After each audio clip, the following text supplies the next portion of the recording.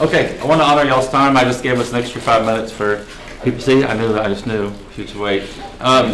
Also, hi to those of you watching online. That's a scary thought. I kind of forgot you were there for a second. So I will try to not wander too much. My name is Jeremy Aaron. I know a few of you, but for those of you that I don't know, I'm the college minister here at Sunset. I've been here a whopping 1 year, so I have a lot to share. No, I've done college ministry before that, but this is a new position for our family. I graduated from SIBI way back in 2009, and from there I was blessed. A lot of our schoolmates, a lot of our classmates, we formed a team to do a church plant in Scotland, in Falkirk, Scotland, which was super exciting. I had gone to SIBI to do youth and family ministry, and God's like, yeah, but you didn't say where. So he kind of has a sense of humor with that. So I'm from Tulsa. My wife's from Wichita Falls in Texas, and so we had thought, well, we're going to end up obviously in the Texas-Oklahoma area. That's where God wants us. And our best friend in school was from Scotland, and he's like, come to Scotland. And we were like, no, it's cold. It looks like this, kind of.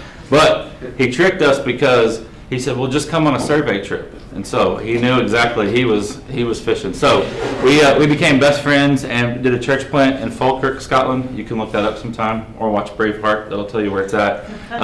And so we worked with youth and family in a different country. But so kind of my thoughts today with college ministry are shaped obviously around missions. Is a huge. You can't be a part of Sunset here or the school and not develop a heart for missions unless you're just not paying attention. And so I'm going to talk about missions, but what I love about college ministry is, yes, I'm biased because I've been a college minister for a while, but I love the fact that missions and college ministry, especially if you go on a college campus and you're surrounded by people all over the world, you have a great window to reach them for the gospel. And then wherever they decide to go, you can send them out to, you're not even paying, like they're just going to go work everywhere. So it's a beautiful, to me, it's a beautiful bubble. And even, like for instance, in Wichita Falls, before we moved here, I was a college minister there for about 8 years, and it's a small town of about 100,000. That may be small or not, depending on where you're from. But they have Midwestern State, a Division II school, and there are people there from about 40 different countries, almost all the states. And so even in small pockets of America, we have this great potential to reach the world through college ministry. And so again, I know I'm biased, and so you may be like, I'm not sure if that's overstated or not, but I've experienced it, and I think it's fantastic. So I want to talk to you about college ministry today. I'm going to do it through the lens of missions. And really, as I was thinking about this, there's a book I've read called The Passion Generation by Grant Skeldon. I don't read a lot, but the book has lots of pictures, and so it really helped me get through it. So it's called The Passion Generation, and it's by Grant Skeldon. If you're a reader, I just think it's great because he just kind of explores the last maybe college age, kind of millennials to our college group now, and just some of the thoughts I have today come from that book and kind of shape some of my thinking as far as how can we do a better job as the church. Let me just start with my first question here. How can we do a better job as the church? Obviously, we want them to be connected to God's mission, but really for a lot of us, I'm speaking to church leaders here, how do we connect them to a local church? I think those things go hand in hand. So this is kind of the big question that we talk about with college students, and I just wanted to hear from you. Don't give me all of your thoughts, but what's one thing you can think of? Why are college students leaving the church, or maybe it's something you've experienced, something you've heard? Why are they leaving the church, or why are they having a hard time connecting to a local church, or just being faithful in general? Don't have a job? Okay, what do you mean by that? Like they don't, employment? They're not doing anything to get involved in the church or in their activities, and so then I've always heard that people don't feel like they belong someplace until they contribute something to it. Okay. And so a lot of times I don't see that happening. They may look for a job, or they may look for a volunteer to do something, and people don't utilize them. Okay, you read my notes. Good. Okay, no, I think that's a huge one. Yeah, there's nothing that connects them to the church as far as they don't feel a responsibility. And we're not trying to bait and switch people, but if there's something that gets them up on a Sunday morning or a Wednesday night to, hey, this is my responsibility, maybe they go to a church that is really hesitant to hand some leadership keys over to a young person. That could be a big one. Yeah, good. We'll definitely come back to that. What else? What's the reason you think college students are having a hard time? Take that a little further. Okay. Go from involvement to engagement. Okay. It's different. As involvement. opposed to being involved, it means they're showing up at things, but when they're engaged, they have a voice in the planning, the execution of initiatives, Okay. et cetera. That's scary, right? I've met some college students who still should be in high school, and I've met some that are very wise and beyond their years. And so you kind of have there's a lot of different abilities. But yeah, I think as the church as a whole, we've definitely, not everybody, but in a lot of cases, we've shied away from being too quick to give them some leadership responsibility because that's a big deal. It represents who we are. But yeah, maybe we're definitely going to talk about that. How do we get them from, I'm going to use the phrase consumer versus contributor, but it's going to be a similar thing. So we'll come back to that. Yes, sir. I'm wondering if it has to do with an atmosphere of authenticity or an atmosphere that is maybe, they're in a world of open ideas Okay. and learning, and if the church environment in which they find themselves is not a, hey, this is an open question atmosphere. We don't talk about that here. Yeah. Okay. Then that could probably be a turnoff. Yeah. Okay. Yeah, I agree with that. Yeah, they definitely, all generations value it. This current, when I say college students, I'm thinking 18 to 25. You can fudge the numbers however you want. Maybe a doctor would be long. Yeah, so, but yeah, this current generation, they really value authenticity, maybe more so than other ones. And so if they're at a place that talks a big game, but they don't ever actually do anything, or yeah, if they're at a place that like they have questions about, well, what does God say about this? We don't talk about that here. Like that's, yes, there's a time and a place for having those conversations, but yeah, that could be a big turnoff. Is not having a place that they feel like they can grow and learn and ask questions, and a place that's authentic. Good. What else? Anything else you think of that maybe a reason college students are leaving the church or struggling to connect? Yes, ma'am. There's no events for them?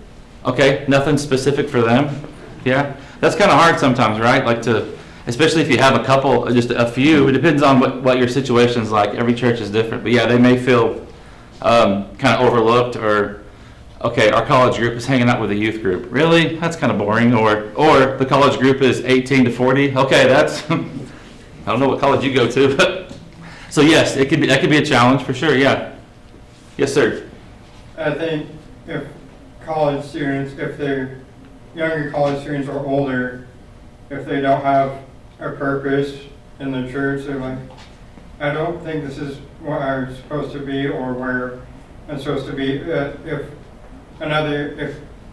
a student before them said, hey, I think you should be here, Okay. and you should, that person should help the other people who don't know what the goal is in life. But I think we should say, hey, there's opportunities here. You can either find your goal in your life or just talk to them, encourage them. Right. Yeah, I think that's a great point.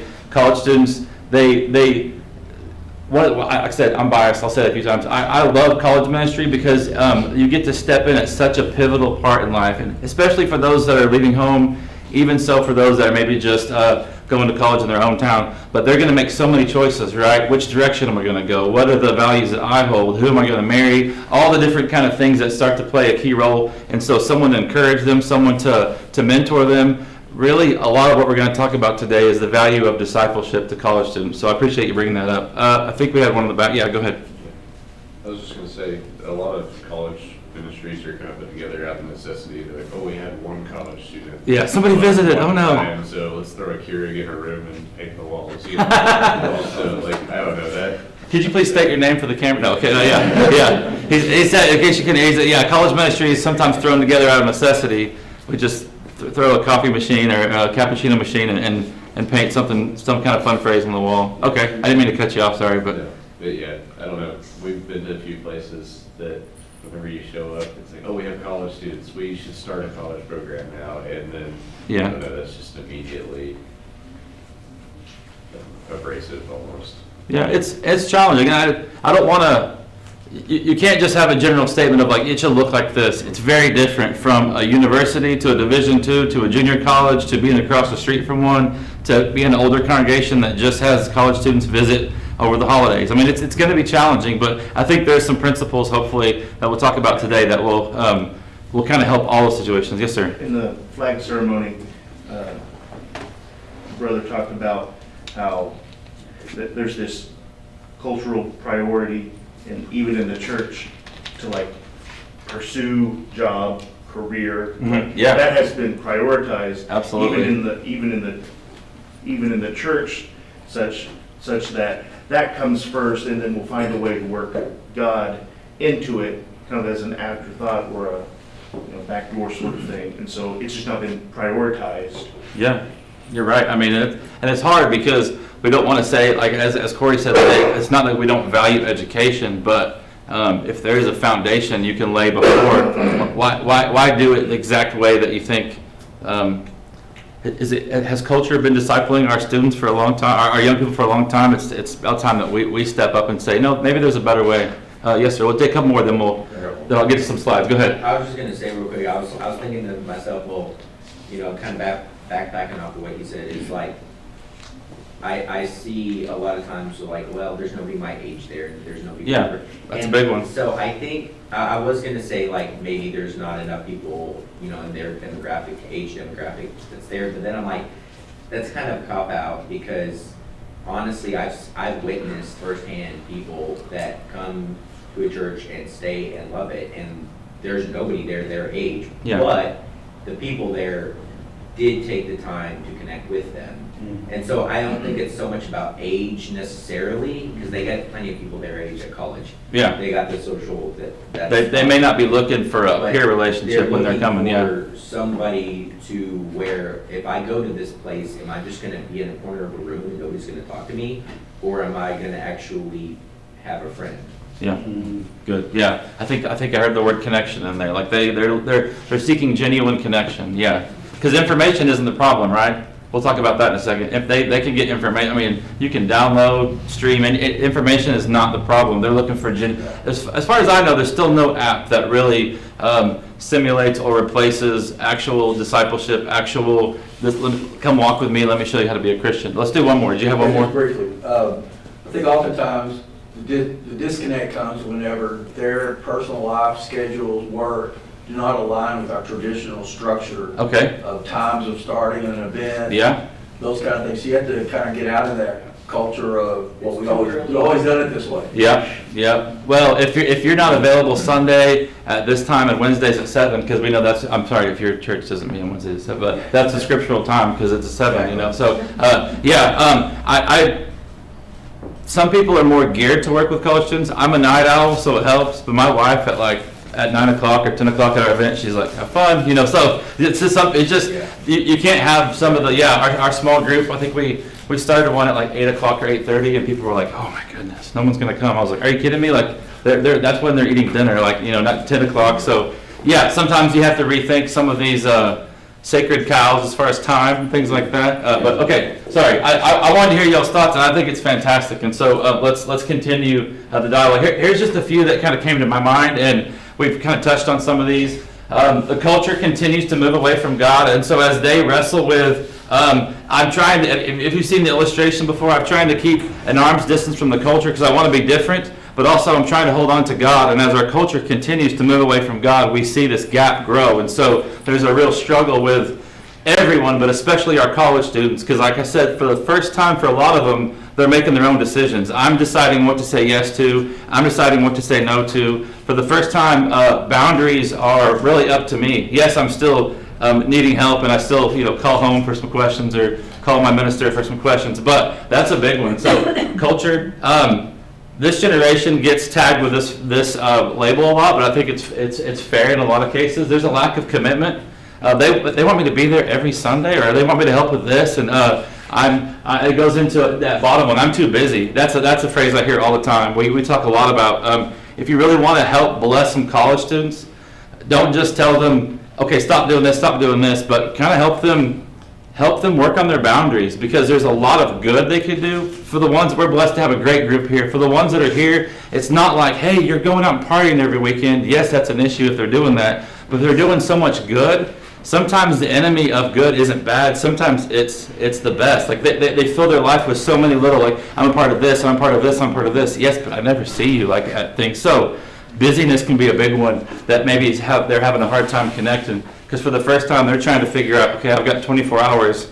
If I stay up for 15 of that watching TV and video games, that leaves me. So, there's a little bit of math involved with that.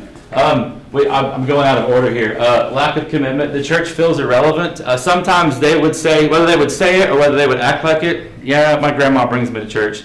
There's kind of a cultural bias to, well, church is outdated, or you still believe in that, or church is for my grandparents. We've heard phrases like that for a long time. When I grow up and when I have kids, then we'll get back into church. Things like that. That's still they've been hit with that for a while, and so there is. If I'm outdated, then I'll go to the outdated thing. Yeah, exactly. Yeah, well, yeah. Once I feel old and I don't want to get out anymore. So there is a sense of I'm not saying this is true across the board, but we just need to be real with what are some of the barriers that we're working with. And I don't feel needed. This is back to one of y'all's comments. I show up at church, and now that's a 50-50 thing, right? If you show up on the back row and you're the first one out the door and only you barely got greeted one time, that's kind of on you, right? But sometimes college students are showing up and they're hanging out. They may be there 2 or 3 weeks, even a month, and they've never been asked to join anything, do anything. Everybody says that. Everybody does. yeah, Everybody. Yeah. I don't feel needed, and so that could be a big one. Everybody needs to be needed. This is where I want to go and kind of shape our thoughts around today. There's no silver bullet. If there was a silver bullet, I would have written you a book and given it to you. I think the Bible is a pretty good silver bullet, but we need to kind of unpack that a little bit. I truly feel discipleship is key. In my about 8-9 years of college ministry, I really have come to, now it looks a different in different contexts, so I don't have the perfect, this is exactly how you do it, but I hope to give us some principles with the rest of our time here. Discipleship is key. It's not a new concept, but I think it's often overlooked. I remember for a long time, maybe in my 20s and 30s, the church, maybe it was just in my context, we didn't talk about discipleship. We were like, oh, we need to talk more about the Holy Spirit. And I know the pendulum swings sometimes, we don't talk about him and then we do talk about him, but discipleship was just something that we didn't talk about. And I love the fact, again, my opinion, I feel like it's become more and more of an important issue, and so we've been talking about it more, but it's not a new concept, clearly. We know what Scripture says about discipleship. But as I was thinking about, if I could give you one key principle to help connect a college student, to answer that first question, I really feel like it'd be discipleship, and this is what I mean by that.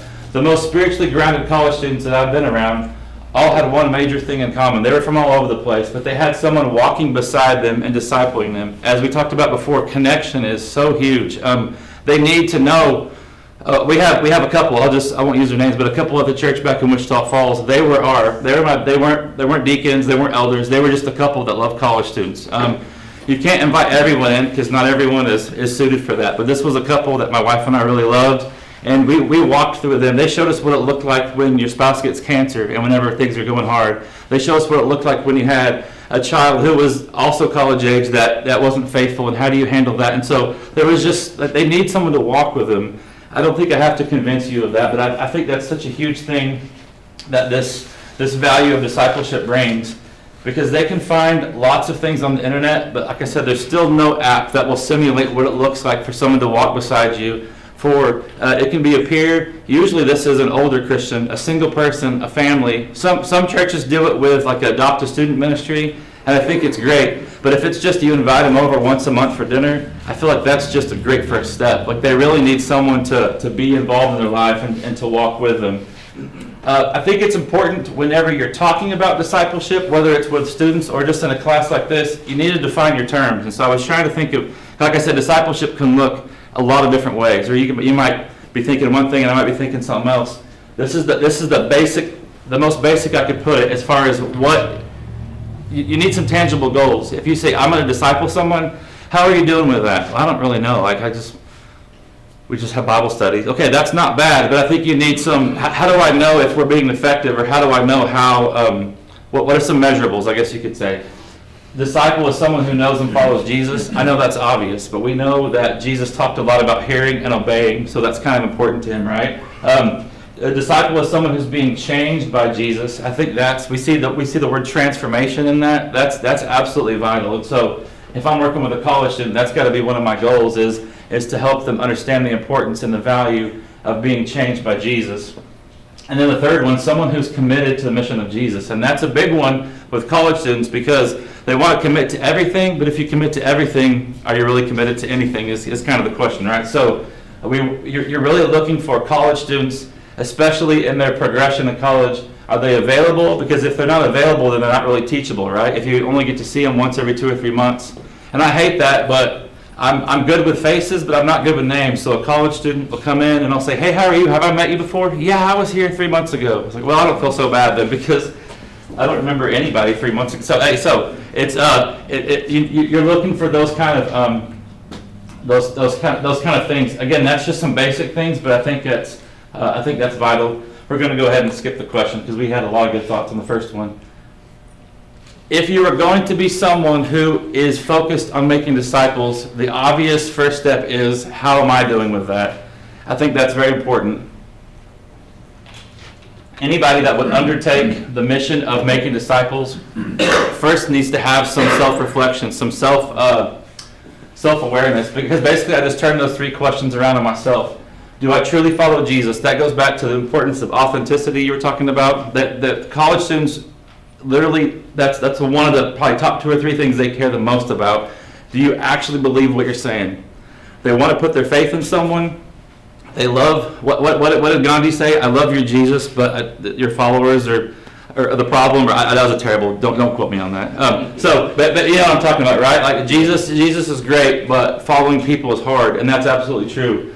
So I ask myself, do I truly follow Jesus? Is he transforming me? If I'm going to preach transformation, I need to be able to look back and say, have I grown in the last year, 5 years? And so there's some self-reflection I need to do. And the big one with authenticity. Do my words and actions show that I'm on mission? College students actually care. If you are actually discipling someone, it's more than just meeting up for coffee once or twice a week. They're going to be in your life. They're going to see, how do I handle someone cuts me off in traffic or somebody, just things that we think are mundane, but really give us an opportunity to shine the light of Christ. I put 2 scriptures on there. There's so many scriptures about discipleship. These are talking about with the college students is like, listen, God is calling you. They need to understand the value and importance in God's kingdom. And so there's a 2-part blessing in this call.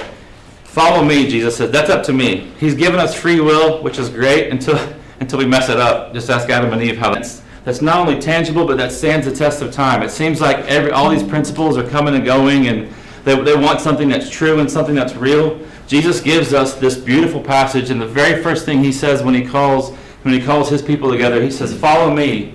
And it's in the following of me, he says, there's going to be transformation. It's your choice. I'm offering you this free gift. Follow me, and I will make you fishers of men. I love that verse. The 1 Corinthians 11 one is also very familiar to us, but to me, this is the self-reflection. Who am I to say that to somebody else? Like that's humbling and scary and exciting all at the same time. That verse, 1 Corinthians 11:1, imitate me as I imitate Christ. You probably heard it. I think, yeah, but that's Paul. Paul's pretty cool, and my name's not Paul. So that's humbling, right? But if we are going to be disciple makers, that has to be our mindset. If you want to be discipled by someone, they need to be willing to say, follow me as I follow Christ. Very humbling, but if I'm going to put myself out there, I need to be kind of thinking about what that looks like. I think that's very important. Jesus and discipleship. A real quick thought on this. Jesus and discipleship. We know it was valuable to Jesus, but have you thought about just the amount of scripture and the breakdown? You think about Jesus and discipleship. We have how much do we know about his birth? The very beginning. A chapter, maybe 2. If you want to go to Luke, you get an extra chapter. Okay, so we have 2 chapters. We're doing percentages. This is my official percentage counter. Okay, we have 2 chapters on his birth. What about him as a teenager? What do we have? A paragraph? Do what? Sentence or 2. Sentence or 2. Yeah, he scared his parents half to death when he went to the temple. That wasn't very nice, but it's okay. We have a story about him on mission. So we have 2 chapters on his birth. We have 1 little paragraph about him when he's 12. 99.9% of the Gospels, what is Jesus doing? Ministry. He's making disciples. You kind of start, this may be just me, so you don't have to write this down if you don't believe in it. You kind of start to get the idea that when Jesus came to make God known, because that's what John tells us, right? He's made the Father known, he has explained to him. You kind of get the idea that Jesus as God valued discipleship above everything. Jesus lived on earth. He was a carpenter's son. When he comes and starts speaking about ministry, they're like, is this Joseph's kid? There was nothing remarkable about Jesus. Nothing stood out. Yes, the shepherds got a little bit of a scene. Mary and Joseph had some moments. But there's nothing that seems to catch people's attention until when? It's when he starts making disciples. And that's why the Gospels spend 99% of them on focusing on Jesus making disciples. Jesus wasn't really noticed until that's when he became, when he started his ministry. Discipleship, I would say because of that and a lot more things, it's not just essential, I'll get it right. Discipleship is essential, it's not optional. And I think that's absolutely key. It's his primary method. He calls people deeper. It builds lasting faith relationships, and it really provides that connection to God's story that people are looking for.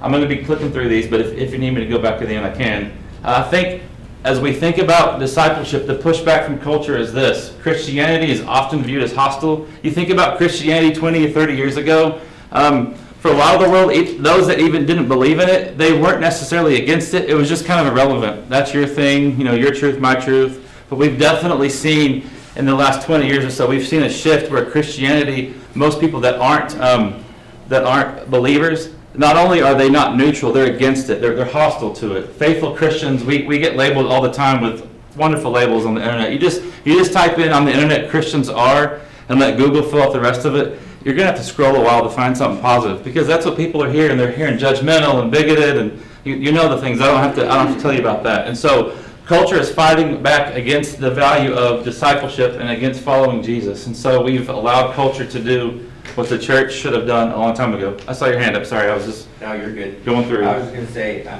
know that there's a lot to do with, the world not wanting to hear what we have to say and not wanting to follow Christ and the animosity there, but I gotta say, it goes back to the authenticity too. Yeah, absolutely. I think a lot of the dislike that people have for Christianity is based off of people that are hypocritical.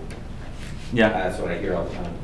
yeah, you're exactly right. Yeah, it's they want something to I'll tell you believe right in. now, and I'll tell this to myself. If you're saying, yeah, well, that's not me, be careful. 'Cause Yeah, be careful when you point the finger. I've caught myself too when I'm being hypocritical and I'm like not even thinking about it, and I'm just like, oh man, it's so easy to do.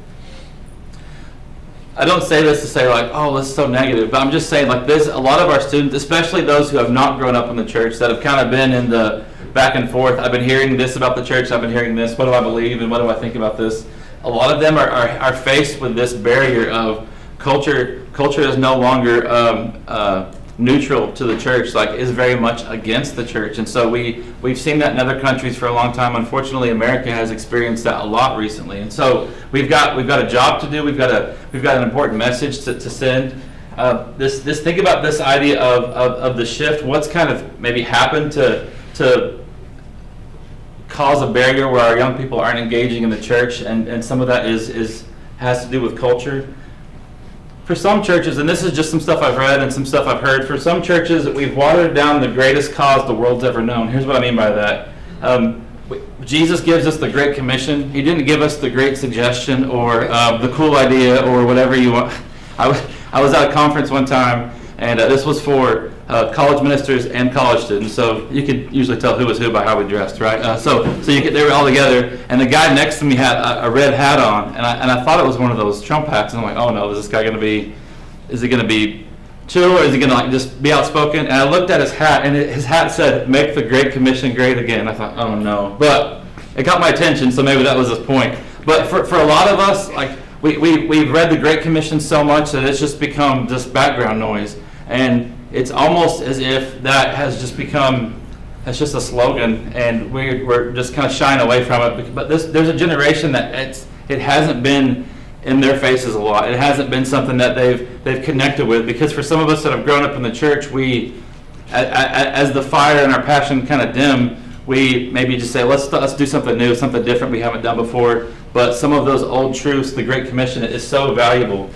For a lot of these college students, again, I'm not saying this is your church, but I think that this maybe represents kind of a voice that they're hearing, or at least what they're perceiving.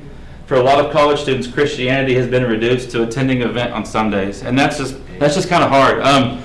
We want them to come, we want them to be a part of it, but a lot of times all that and it's just our default, and it's not bad, and I'm not against attending an event on Sunday, that's incredibly valuable, but sometimes all they're hearing is like, if you want to join our college group, throwing together a college group at the last minute, if you want to come do that, the only thing I'm not offering you a part of God's story, I'm not offering you the Great Commission, I just am inviting you to come attend an event.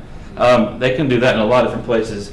We've treated people as if maybe they're not capable of joining the mission. And what I mean by that is, we are hesitant, and I understand some of the hesitancy, and I do preach caution and wisdom, but we're very hesitant to hand leadership keys to our college-age students, that kind of 18 to 25 range. But here's I think what the Great Commission reminds us.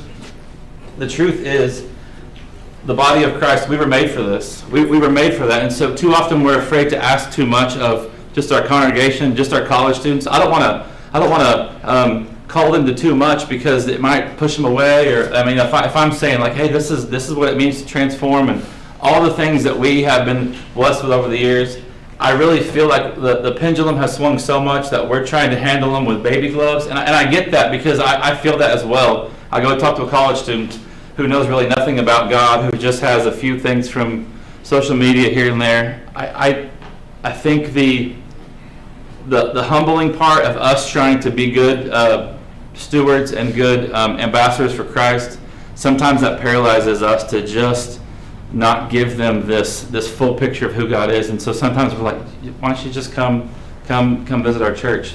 And that's where we leave it. And that's not a bad thing. But if I can help open their eyes to the mission of God and help them fall in love with the mission of God, the church desperately needs all of its members on mission, not just those who are married with kids who have been Christians for a long time. We need to, I think today was a perfect example. I've seen several flag ceremonies that Sunset's done. To me, today was one of the most powerful ones. I just love that. I'm a little biased. My son was in there, so I was like taking pictures and stuff like that. But I just love that. I love the fact that we are pushing back against the narrative of, this is the way it has to be. The church needs everybody on mission, and that's why I'm so passionate about working with college students in particular. Let's talk about this generation. I told you that book, The Passion Generation by Grant Skeldon. He said sometimes this current generation of 18 to 25-year-olds, they may be called the cause-driven generation or the passion generation. Basically what he's saying is every generation's kind of known for something, and yes, there's not one label you should put on everybody, but this current generation we have is oftentimes called the most cause-oriented generation. And I think we see that, right? Like they have passion, they have persistence, they're protesting everything. Like they're just like, we see that, but we also know the value in pointing that energy in the right direction. And so we have this passionate, vocal, engaged generation, and so we have a bit of a disconnect. Why is the most cause-oriented generation neglecting the most cause-oriented organization? If we have the Great Commission, but we're not presenting that in a way that gets them excited, that said you can be a part of God's story, they're going to look for meaning, they're going to look for belonging, they're going to look for connection somewhere else. And so I really do think that we need to just kind of get back to basics, if I could put it like that. We have this generation that's cause-oriented. They want to believe in something. They don't want to talk about it. They want to actually do it. And what a beautiful thing. It's kind of like the part where Jesus says, don't just hear, but actually do it. And so for a long time, we've talked about doing things that the college students are ready to do, but they need our wisdom. They need to be pointed in the right direction. It's kind of like when Saul was going the wrong way, and God kind of turned him into Paul and pointed him in the right direction. We have this generation that they're hungry, they have passion. I told the college students this a few weeks ago when we were having a lesson about Isaiah, here am I, send me. One of the reasons I love working with college students, and again, I'm biased, I think they, more than any other generation, have the best ability to go and do. They're not tied down by usually homes or families or places to work or a bunch of stuff. They haven't accumulated tons of stuff yet. They don't have storage locker, but most of them don't. Most of them don't have this stuff. They are perfectly equipped in this season of life to go and to do and to be. And so we see them wanting to do that. That's why things like AIM or things like going on mission trips are so vital to these college students. And so I think we need to take advantage of their passion, of their willingness to go. A lot of times when we talk to college students, again, the narrative that they're hearing, they want to go and they want to do, but instead we say, no, come and listen. Instead, maybe we should be saying, come and follow. If Jesus had called his disciples, but his only message was, come and listen to me, they would have got some great notes. But that's not what he said, right? He said, come and follow me. Yes, there's listening in the following, but there's a difference.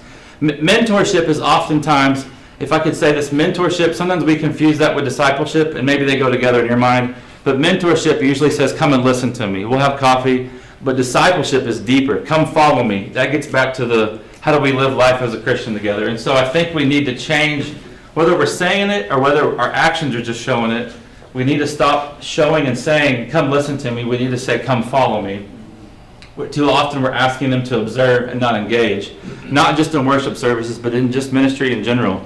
Hey, it would be great if we had some college students that would come help at VBS, and then they're there just as helpers that just stand in the background and don't really do anything, or they serve the cookies, or they're cutting out name tags and stuff like that. Get them engaged, get them involved. We don't want to ask them to observe. We want them to be engaged, and that's huge. We already talked about the special app there. This is one that I think catches my attention. Can you be busy but not faithful? That's kind of a step on toes one, right? I was reading an article about this guy who was trying to be better at discipling someone. And that's where this quote comes from. I disciple someone, but I'm too busy with ministry. So there was this minister, middle-aged minister, and a young college student came to his office. He said, hey, can we talk? He said, my other friends at school, they've really been talking about discipleship. And at their churches, they've found some people in ministry, some of the elders, some of the ministers are discipling them. Would you disciple me? And the minister thought, he said, let me get back to you on that. And he thought about it, and you know what his first thought was? And I have to admit, I've been guilty of this as well. His first thought was, I love to disciple someone, but I'm too busy. I'm too busy with ministry. What does that even mean? I'm too busy to do the most important thing that Jesus did on this earth. Now, I get what he's saying, but his mind had already shut off the possibility of, no, I can't disciple you because I'm just too busy. And imagine what that would do for a young person if they came into you and that may be like a unicorn. Like, what? Like you actually are engaged and excited and have caught the mission of God. But imagine what would be like if they came to you. So what is ministry if it doesn't involve making disciples? Can we be too busy but not faithful? And so I love this story because this minister went to an older minister who was discipling him. He had a discipling relationship, and he said, the student wants to be discipled. I'm just too busy. And he said, let me tell you what you can do. As if it was going to be some just revelation. He said, get your calendar out for the next 2 or 3 months. So he had one of those big desk calendars. He said, take a highlighter and highlight everything that you think would be appropriate for this guy to join you at. So if there was a family meal, a birthday, a dinner, a visitation, if you were going to a nursing home or hospital visits or anything that was on this minister's calendar, he said, I want you to highlight everything that you think would be appropriate for him to join you at. Maybe not like stay at their house, but just different stuff like that. And he said, go back to this young man and say, these are the things that I'm doing, where can you join me? And I think that shift in mindset was huge, because I think if we could get that over to our churches, especially those that are working with this college age group, it's not about inventing more things to do, if that makes sense. And I think my mindset has been stuck there because as an adult, I'm like, listen, I got to drive the kids here, and we're doing all this stuff, and we've got band practice and volleyball, and you fill in your own busyness. It's not about finding more things to do, because if I have already been introspective, and if I am someone who's being transformed by Jesus, I should already be doing kingdom things. I should already have a schedule. It's okay to add more things. I'm not saying just say no to everything, but I should already have a schedule that's pretty full with following kingdom things. And when I see a young person, either I invite them or they invite themselves, hey, could I tag along?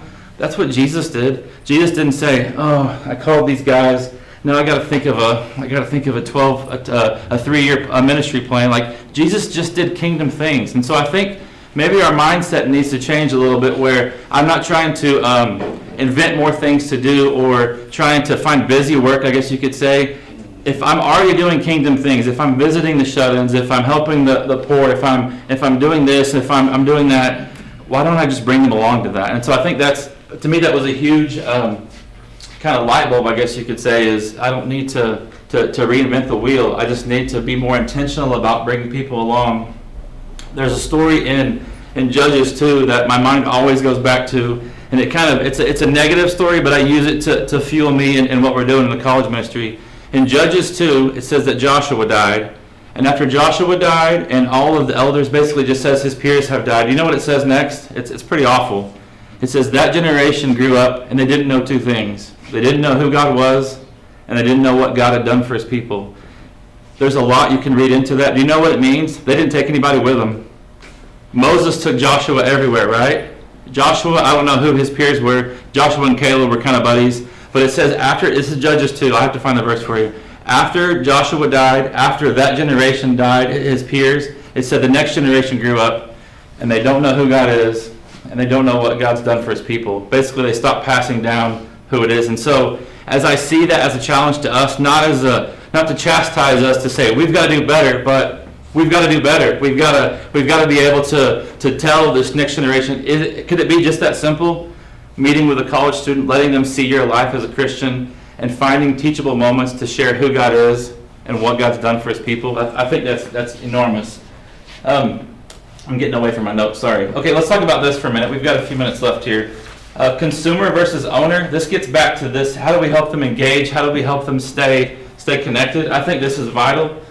We know some of the things about consumers. You can think about it in a church setting or a corporate setting or just really any setting that you think of. A consumer is someone who attends the event, right? Like you think about a concert goer. They attend the event, they watch, they observe. They have no stake in it. They haven't been asked to do anything. Besides maybe buying a ticket to go wherever. So the consumer is someone who's just there for, I'm just going to sit back and relax. Don't ask me to do anything. I'm just here to watch and observe, okay? In some situations, that's not bad. Like if you go in expecting to be a consumer, that's what you get. But if you attend, well, let's just use the church context. If you attend church and you are looking for something more, consumerism isn't going to keep you there.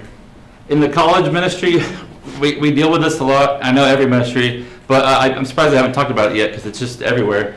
College ministry revolves a lot around eating. Did you know that? You may be aware of that. I mean, church, we call it fellowship dinners in church, so we kind of disguise it. But college ministry, we just say eating. Like, come here for food. That's basically as we put it, okay? So in college ministry, we just try to have lots of food events, try to do things like that, because obviously we're trying to attract students to come find out more about who we are, make those connections. But if all we're doing is activities with food, we're just helping consumers, right? I've had students in ministry before. I've only been here a year, so a lot of my thoughts are from Wichita Falls. I've had students that would come in, they'd be at every meal, they'd be at every Super Bowl party, snack time, or whatever, and I would never see them at anything else. They were never at a small group. They would never stay around for a Bible study afterwards, or at halftime they go do something else when we were having a little devotion.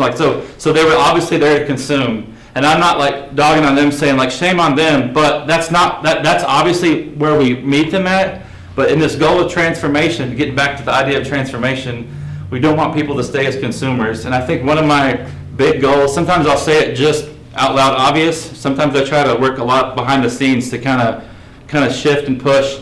I want a college student who comes in their 4 years to maybe they've come in with this consumer mindset. I'm just here to hang out. Don't ask me to do anything.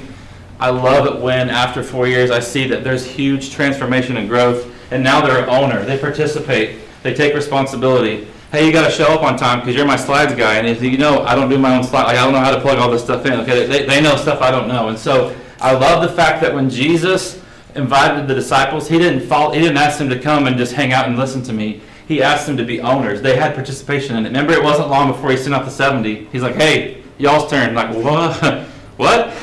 We've got more chapters left, Jesus. We want to get to those chapters. He's like, no, I'm sending you out. And so they were owners. They participated. They took responsibility. Jesus didn't build crowds. He changed hearts. And so I think that's a beautiful thing that we see in Jesus. our culture gets this. Our culture understands that organizations are better when they don't build audiences, when they build ownership. I think of two organizations that have really capitalized on letting everybody have a part. Can you think of which company owns the most cars out of any company? Which company do you think is control, or I say owns, but basically is in charge of the most cars of any company? Toyota? Amazon? Amazon? That's a pretty good guess, actually. Because think of how many people they've employed to drive for them. Yeah, it's actually Uber, but that's pretty close. Yeah. See, what Uber did was they wanted workers. They needed to be able to get the word out. But what they did was they didn't build an audience. They built ownership. Uber has millions of drivers technically on their payroll, but yes, it's kind of similar. Amazon had the same thing. Which company has the most places to stay? Like which hotel chain has the most places to stay? Airbnb, right? Because people opened up their own. Basically, what I'm saying is they've capitalized on this thought of consumer. Well, yeah, consumerism is good, but we want people to feel owners. We want them to have some connection and some ownership in it. And so, obviously, if you've opened up your place for someone to stay, there's definitely some ownership in there. And so, like I said, these organizations, they're not focused on building an audience as much as they want ownership. They want people to buy in, and they want people to feel a part of who they are. And in a similar way, we want people to move from consumer to owner. We want them to have some stake in the game. We want them to feel this. Jesus wasn't building crowds, he was changing hearts. This is what the book said, that Passion Generation. I loved how he put it. He said, many people in ministry are focused on building an audience, but Jesus was focused on changing hearts. It's far easier to build an event people attend than a culture people adhere to. And that really stuck with me. He said it's far easier to build an event people attend than a culture people adhere to. We spend so much time on church growth strategies and so little time on building a culture focused on meaningful relationships. People don't want just more information, they want transformation. They're not looking for another program, they're looking for people to connect with. People who will walk with them, care for them, show them what it looks like to follow Jesus. And the truth is, living like this is the challenge. Living a life of discipleship is a challenge, but it's worth it. Just real quick, our college ministry, I think we focus on these two main areas. We focus on helping students connect to the larger body, and what that looks like is I want them to fall in love with Christ's mission. We've already said that, so I won't go back over that. I want them to fall in love with Christ's mission, of what he came to do. And so I think if you have college students and you are not constantly putting that in front of them, inviting them to be a part of the mission, I think you're missing some of that. And then also, we want them to discover purpose and service. That's such a big part of who Jesus was. We want them, in our college ministry, we talk a lot about different things. Discipleship, counting the cost, joining God on mission. We talk about consumer, contributor, those kind of things. We talk about the reliability of Scripture. But we have to begin, and we've already said this a few times, we have to begin to be intentional about giving our college-age Christians keys. Here's what I mean by that. That's a book that's been out for a while. If you are a part of a company, if you are a part of a church, if you're a part of any organization and you have keys to something, that signals leadership, right? The students all the time are like, hey, can you let me in the gym? And I'm like, I have a key for that. It just makes me feel special, okay? So we know that keys are kind of a symbol of leadership. Being a key holder in a certain area communicates leadership, communicates responsibility. There's a huge difference, and this is what I really want you to write this down. I don't know if I have this on the screen. Let me check here. Oh, it's kind of at the bottom there. There's a huge difference between doing ministry to college students, if I can talk, and doing ministry through college students. Just let that sink in for a second. There's a big difference between just doing college ministry to college students and then doing it through college students. And I think for a long time, maybe this would be something where we just had an influx of college students, kind of back to our opening thoughts, we need to start a class. Well, too often we're like, who can we get that will go teach them? Instead of thinking, how do we get them plugged into some of these ministry areas?